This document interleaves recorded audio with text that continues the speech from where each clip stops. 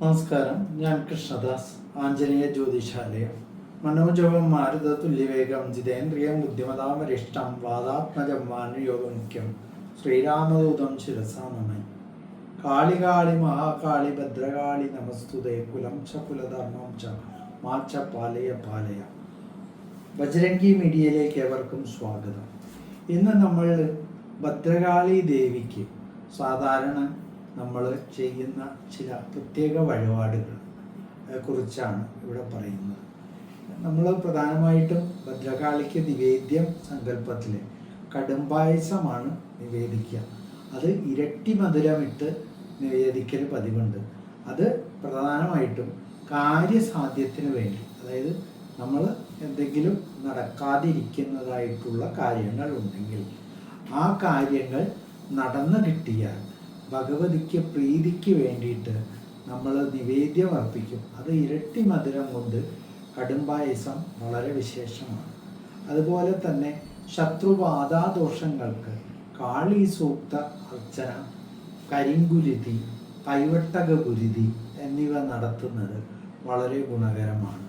അതുപോലെ മാറാരോഗങ്ങളും മാറാവ്യാധികളും വരുമ്പോൾ അത് മാറിക്കിട്ടാനും നമ്മളുടെ കുടുംബപരമായിട്ട് വന്നിട്ടുള്ള ഒരുപാട് ദുരിതങ്ങൾ അടിക്കടി വരികയും അതിൽ നിന്നെല്ലാം മോചിതനായി കഴിഞ്ഞാൽ തീയാട്ട് കർമ്മങ്ങൾ നടത്തുന്നത് വളരെ ഗുണകരമാണ്. ചാന്താട്ട് എന്ന് പറയുന്ന മറ്റൊരു കർമ്മം, അതും ശത്രുദോഷത്തിനും കുടുംബ സൗഖ്യത്തിനും കുടുംബ ഐക്യതയ്ക്കും കുടുംബ അഭിവൃദ്ധിക്കും ഒക്കെ ചെയ്യുന്ന ഈ ചില പ്രത്യേക വഴിപാടുകളാണ് ഞാനിപ്പോൾ ഇവിടെ പറഞ്ഞത്. ഇത് നമ്മൾക്ക് ഒന്നുകിൽ നമുക്ക് പ്രാർത്ഥിച്ചുകൊണ്ട് അടുത്തുള്ള ഭദ്രകാളി ക്ഷേത്രത്തിൽ ചെയ്യാം, അല്ലെങ്കിൽ ഇത് ചെയ്താൽ ഗുണകരമാകുമോ എന്നുള്ളത് അടുത്തുള്ളൊരു ജ്യോത്സ്യനെ കണ്ട് പ്രശ്നം വെപ്പിച്ച് നോക്കിയിട്ട് ചെയ്യുന്നത് നല്ലതാണ്. ഇനി നമ്മൾ കുടുംബ ദേവതയായിട്ട് ഭദ്രകാളി സങ്കല്പമുണ്ടെങ്കിൽ വാർഷികമായിട്ട് ക്ഷേത്ര ദർശനം നടത്തുകയും വിളക്ക്, മാല, പട്ട് എന്നിവ സമർപ്പിക്കുന്നതും വളരെ ഗുണകരമാണ്.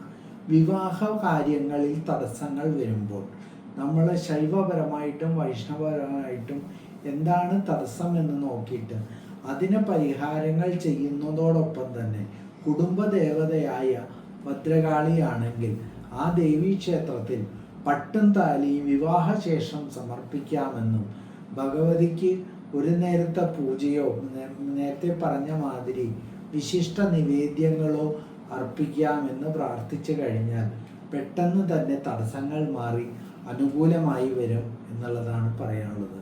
നന്ദി, നമസ്കാരം.